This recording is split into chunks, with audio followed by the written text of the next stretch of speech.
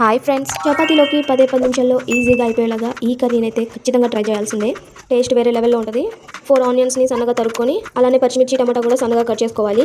Onions cut చేస్తే కళ్ళు ఎందుకు మండుతాయో మీకు తెలుసా? తెలిస్తే కామెంట్ చేయండి. నాకు తెలిసి ఒక చిన్న స్టోరీ ఉంది, నెక్స్ట్ వీడియోలో చెప్తా. ఒక బౌల్లోకి ఆనియన్స్, పచ్చిమిర్చి, టొమాటోస్ మనం సన్నగా కట్ చేసి పెట్టుకున్నవన్నీ వేసి కొన్ని శనగలని బాగా కచ్చపచ్చగా దంచుకొని మనం బాగా దంచి పెట్టుకున్న వాటిని ఒక పెద్ద టీ స్పూన్ తోటి ఆనియన్స్లో వేయండి. అలానే జీలకర్ర, పసుపు, రుచికి సరిపడినంత సాల్ట్, కారం, ఒక పెద్ద టీ స్పూన్ ఆయిల్ బాగా వేసి వీటన్నిటిని బాగా మిక్స్ చేయాలి. ఇలా బాగా మిక్స్ చేసిన మిశ్రమాన్ని ఒక పక్కన పెట్టాలి. స్టవ్ ఆన్ చేసి ప్యాన్ పెట్టి అందులో కొంచెం ఆయిల్ వేసి జీలకర్ర, సన్నగా కట్ చేసుకున్న వెల్లుల్లి రెమ్మలు కూడా వేయాలి. వీటన్నిటిని బాగా ఫ్రై చేయాలి. కొంచెం బ్రౌన్ కలర్ రాగానే ఒక గుప్పుడు కరివేపాకు కూడా వేసి బాగా మిక్స్ చేయాలి. బాగా కలిపేసి అందులో ముందుగా కలిపి పెట్టుకున్న మిశ్రమాన్ని కూడా వేసి బాగా ఫ్రై చేయాలి. అలానే ఒక 2 నిమిషాలు మూత పెట్టేసేయండి. ఈ రెసిపీ అయితే చపాతీలోకి అద్రిపోతుంది. ఖచ్చితంగా ట్రై చేయండి. కొంచెం బాగా మగ్గిన తర్వాత ఒక కప్పు పెరుగు వేసి బాగా తిప్పండి. బాగా కలిపేసి ఒక 5 మినిట్స్ అలా మూత పెట్టండి. అది బాగా మగ్గాలి.